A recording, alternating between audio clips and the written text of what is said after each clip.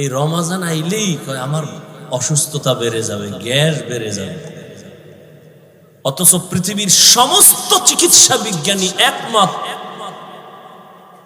মানুষের সুস্থতার জন্য আল্লাহর দেওয়া সর্ববৃহৎ এক ঔষধের নাম রোজা। আমাকে হুজুর গুড়া বাদ দাও, এমনি তো কানে ঢুকবে না, ওটা ওই যে নাকের উপরে একটা মশা উইরা যায় এইরকম হুজুর কথা। চিকিৎসা বিজ্ঞানীদের কথা কি করবা? সমস্ত চিকিৎসা বিজ্ঞানী একমত, মানুষের জীবনের সুস্থতার মহা এক ঔষধ হলো রোজা। গত বছর হিন্দু এক ডাক্তার বিশাল এক আর্টিকেল লেখছে ফেসবুকে, আমাকে একজনে দেখাইছে, বিশাল রোজার কি শরীরের উপকার কি কি। এই জন্য রসুল শুধু রমাজান না, প্রত্যেক সোমবার বৃহস্পতিবারে রোজা রাখছেন। রোজা রাখি একটু কষ্ট লাগবে, দেখেন পরে অভ্যাস হয়ে গেল, শান্তি আর শান্তি। 3 দিন খাইবেন, 1 দিন রোজা, পুরা খানা দানার বডি ব্যালেন্সে চলে আসবে। আবার 2 দিন খাইবেন, আবার রোজা, পুরা বডি ব্যালেন্স। সুস্থতার জন্য রোজা, বিকল্প কোনো ঔষধ নাই। আর এক ঔষধ রাতের ঘুম। রোজা যারা রাখবেন এগো কি উপায়? আফসুস, আপনিও মুসলমান, আমিও মুসলমান, আপনার আল্লাহ আমার আল্লাহ এক, নবী এক, কোরআন এক, কাবা এক, ধর্ম এক। এর যুবক,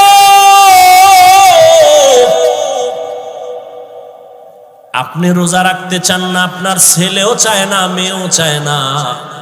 আল্লাহর শুকর, আমাদের ছোট ছোট বাচ্চারা রোজা রাখবে। সাহারিতে যদি না উঠাই, পরের দিন খায় না, রাগ কইরা উঠাইলাম না কেন? আর আপনার 20 বছর ছেলে মেয়ের বয়স, রোজা রাখে না। আম্মা জান মাঝে মাঝে কয়, ও 2-1টা রোজা রাখবি। বাবা একা খবরদার রোজা রাখায় না, চেহারাটা নষ্ট হয়ে যাবে। ওই আব্বাজানকে জিজ্ঞাসা করি, সারা রাত মোবাইল চালাইয়া যেই ছেলেটার চেহারা নষ্ট হলো, বলেন কোন মেডিসিন দিয়া ভালো করবেন? এখনো অনুরোধ করে বলছি, রে যুবক, ও পর্দার আড়ালের আম্মা জানেরা, বোনেরা, ও বৃদ্ধ বাবাজি, কয়দিন আর দুনিয়ার বাহাদুরি? চোখের সামনে কত লাশ। কই আমরা যে নবীর আদর্শ মেনে টুপি পরলাম, দাড়ি রাখলাম, নামাজ পড়ি, পর্দা করি, হালাল খাই, কই আমাদের তো সম্মান কমে নাই, না খাইয়াও মরি নাই। করোনার সময় স্কুল বন্ধ, কলেজ বন্ধ, চাকরি বন্ধ, ব্যবসা বন্ধ, ফ্যাক্টরি বন্ধ, কিন্তু কোরআনওয়ালাদের একটা মাদ্রাসাও বন্ধ হয় নাই। আপনি মাস্ক লাগাইছেন, ট্রিপল মাস্ক, মরবেন না করোনার ভয়ে। আর এই দেশের লাশগুলো করোনার লাশ, হুজুরেরা কান্দে নিল, জানাজা পড়াইলো, গোসল করাইয়া দাফন করলো, একজন হুজুরেও করোনায় মরে না। এরে আমার কলিজার যুবক বাবারা, আল্লাহ সম্মানের মালিক, ও এলাকার ভাইরা, ও যুবক বাবারা, এতক্ষণ আমি যে বয়ান করতেছি, আমি একবারও কিন্তু আপনাদের বলি না আমার মতো টুপি লাগাও, স্কুল ছেড়ে মাদ্রাসায় যাও। আমি কওমি মাদ্রাসার সন্তান, তোমরাও যাও। আমি তাবলিগের লাইনের সন্তান, তুমিও তাবলিগে যাও। একবারও বলি নাই আমি পীরের বুড়ি, তুমিও পীরের কাছে যাও। একবারও বলি নাই। বরং আমি বলতে চাই, যুবক, তুমি স্কুলে পড়ো, আমি হাফিজুর রহমান তোমাকে ধন্যবাদ দিয়ে গেলাম, দোয়াও করে গেলাম। তুমি স্কুলে পড়ে ডাক্তার হও, কলেজে পড়ো, ভার্সিটিতে পড়ো, তুমি ইঞ্জিনিয়ার হও, প্রফেসর হও, তুমি একজন সাংবাদিক হও, ওসি ডিসিএসপি হও, আমি দোয়া করে গেলাম, অন্তর থেকে বলছি। তোমার মাদ্রাসায় যাওয়া লাগবে না, তুমি একজন ব্যবসায়ী হও, চাকরিজীবী হও। তবে আমি হাফিজুর রহমানের একটা ছোট দাবি, বিদায় বেলা তোমাদের কাছে, বেয়াদব হইও না রে বাবা। তোমার ব্যবহারে কোনোদিন যেন মা বাবা কষ্ট না পায়, তোমার আচরণে কখনো যেন আলেম কষ্ট না পায়, তোমার ব্যবহারে কখনো শিক্ষক যেন কষ্ট না পায়। কারণ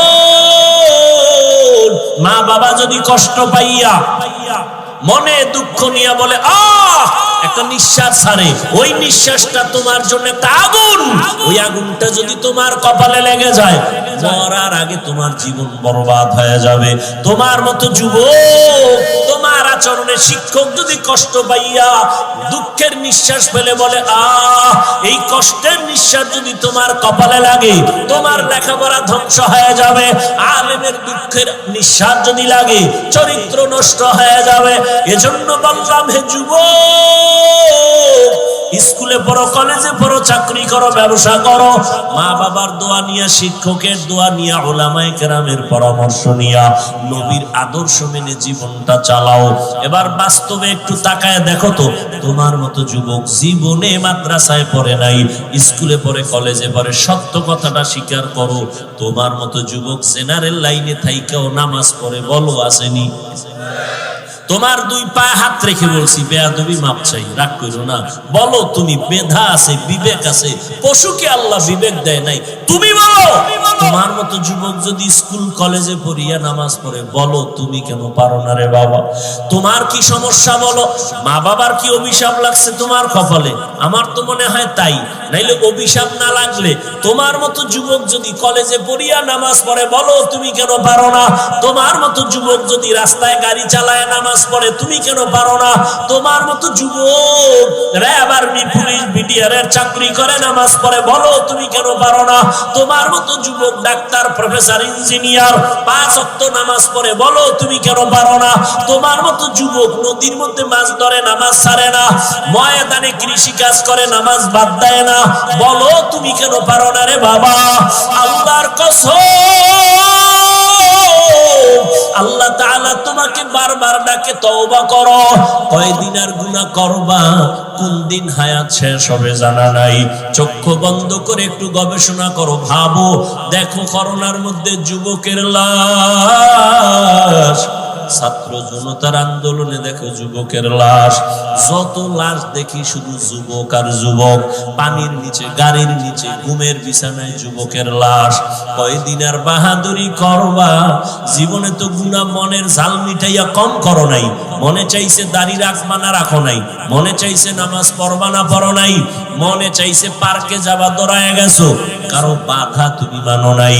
এখনো কি তওবা করবা না রে বাবা? মনটাকে শুধু একটা কথাই বুঝাও, এরে মন, তোমার মতো যুবক যদি জেনারেল লাইনে থাকিয়া চাকরি করে, ব্যবসা করে, লেখাপড়া করে, নামাজ পড়ে, তুমি কেন পারবা না রে বাবা? এখনো সময় আছে, তওবা করে নাও। আমার আল্লাহর কাছে মনে মনে বলো, ও দয়ার মালিক, জীবনে তো কম দাড়ি কাটি নাই, নামাজ কম সারি নাই, বেপরদায় কম চলি নাই। ও আল্লাহ, কয়দিন আর গুনাহ করব, কোন দিন আজরাইল আসবে তাও জানা নাই। তওবা করিয়া নাও, এই বরকতের মাস আর পাবা কিনা জানা নাই। ওই মায়ার নবীর আদর্শের মালা গলায় লাগাও, ওই রহমতের নবীর মালাটা গলায় লাগাই। ওরে যুবক, নবীর আদর্শের মালা গলায় লাগায় কত বিধর্মী কালেমা পড়িয়া মুসলমান হয়ে গেল। আমার নবীর আদর্শ এত সুন্দর, যেই নবীর আদর্শের পাগল উড়ন্ত পাখি একটা গর্তের পিপিলিকা পর্যন্ত আল্লাহর কাছে দোয়া করে, আরজি করে, হে আল্লাহ, তুমি আমার একটু মদিনা দেখাও, আল্লাহ তোমার ঘর দেখায় দাও। আমার আল্লাহ অর্ডার দিছে, ও কবুতর, অমুক এলাকায় যাইয়া অমুক পিপিলিকাটাকে পায়ের সাথে লাগাইয়া মক্কা দেখায় দাও, নবীর রওজাটা দেখায় দাও। মদিনার নবীর রওজার এত মোহাব্বত, ও নবীর আশিক, ও পর্দার আড়ালের আম্মা জানেরা, বোনেরা, আপনাদের কত ধন্য জীবন। আপনারা নবীদের মায়ের মতো দামি মা, সাহাবায়ে কেরামদের মতোই তো আপনারা নারী, হাফেজে কোরআনের মায়ের মতোই আপনারা দামি। আপনারা তো আয়েশা রাদিয়াল্লাহু আনহার মতো নারী, ফাতেমা রাদিয়াল্লাহু আনহার মতো নারী, খাদিজা রাদিয়াল্লাহু আনহার মতো নারী, কয়দিন আর দুনিয়ায় বাঁচবেন রে মা? একটা সন্তানকে আদর্শ ডাক্তার বানায় যান, আদর্শ ইঞ্জিনিয়ার বানায় যান, আদর্শ প্রফেসর বানায় যান।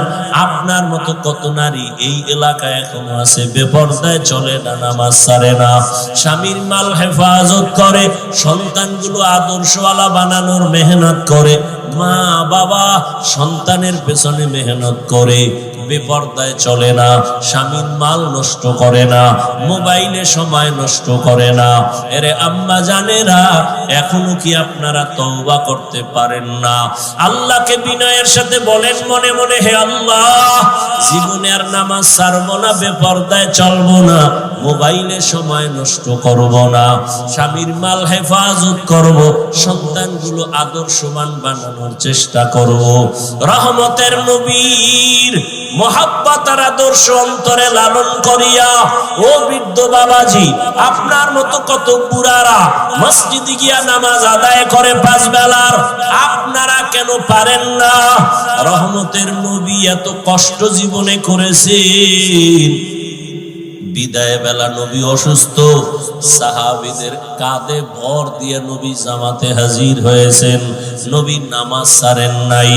এরে নবীর উম্মতের দল এত কষ্ট নবী করিয়া উম্মতের শিক্ষা দিয়া গেলেন। ওই নবীর আদর্শ সারা কিয়ামত পর্যন্ত এই জীবনে কখনো শান্তি আসবে না, সম্মানও আসবে না। নবীর জন্য যদি জঙ্গলের প্রাণীরা পাগল হয়ে যায়, রহমতের নবীর দেখলে যদি পেটের ক্ষুধা নিবারণ হয়, আল্লাহর নবীর আশিক জগৎ বিখ্যাত ইমাম মালিক রাহমাতুল্লাহ আলাইহি মদিনাতুল মুনাওয়ারায় হাঁটে চলে, জুতা পায়ে পড়ে না। একমাত্র কারণ রহমতের নবীর কদম কোথায় লাগলো, আমি জুতা পরিয়া ওই বেয়াদবি করতে পারবো না। কারণ মদিনার ধুলা নবীর আশেকের চোখের সুরমা। এরে নবীর উম্মতের দল, এজন্য আশেক মদিনার নবীকে দেখার জন্য কাঁদে আর আল্লাহর কাছে বলতে থাকে, আরবেরে পুবাল হাওয়া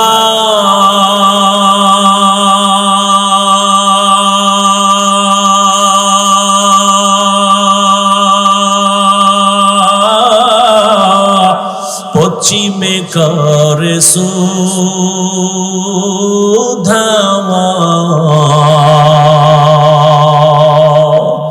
এই গরিবের দুঃখী সালাম, এই গরিবের দুঃখী সালাম, পৌঁছে দিনাই মদিনা, যাইতে পারলাম না মদিনা, দেখতে পারলাম না। আমি অসহায় তাই এত দূরে রই, আমি অসহায় তাই এত দূরে রই, শুধু সালাম জানাই মদিনা, যাইতে পারলাম না মদিনা, দেখতে পারলাম না মদিনা। নাম কত সুন্দর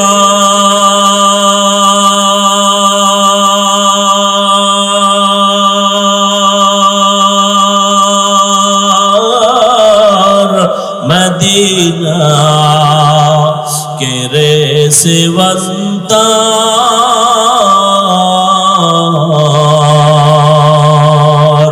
পাখির ন্যায় ডানা থাকলে, পাখির ন্যায় ডানা থাকলে, যেতাম মদিনায় মদিনা, চাইতে পারলাম না মদিনা, দেখতে পারলাম না। এরে আল্লাহর বান্দারা, ওই মদিনার মোহাব্বত অন্তরে জমা করে এখনো সময় আছে, তওবা করো আর আমার মালিকের ডাকো আর বলো, হে মালিক, আর নামাজ ছাড়বো না, দাড়ি কাটবো না, বেপরদায় চলবো না, মা বাবার সাথে বেয়াদবি করবা না রে যুবক। উলামায়ে কেরামের দোয়া নিয়া, শিক্ষকের দোয়া নিয়া, নবীর আদর্শ মেনে চলবা। মরিয়া গেল আর নামাজ ছাড়বা না, রোজা ছাড়বা না, গুনাহ করবা না। তওবার নিয়ত যদি অন্তরে থাকে রে যুবক, যাদের অন্তরে তওবার খাঁটি নিয়ত আছে, দুটো হাত আমার আল্লাহকে দেখাইয়া দাও। আয় আল্লাহ, হাতগুলো কবুল করে নেন, তওবা কবুল করে নেন, তওবার উপরে মজবুত হইয়া চলার তৌফিক দান করেন, আমিন।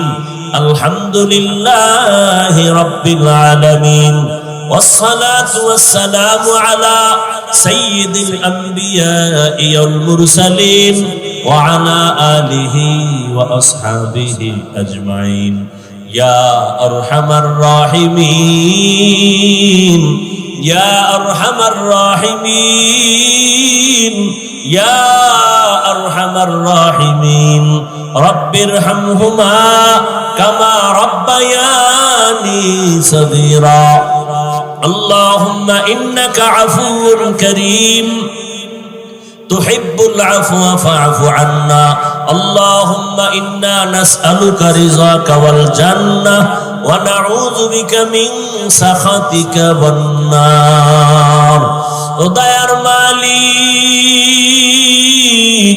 গুনাহের বোঝা নিয়ে আপনার দরওয়াজায় হাজির। ওলামায়ে কেরাম, মুরব্বী, হাজী সাহেব, যুবক, ছাত্র ভাই, পর্দার আড়ালে মা বোনেরা আপনার দরওয়াজায় হাত তুলেছেন।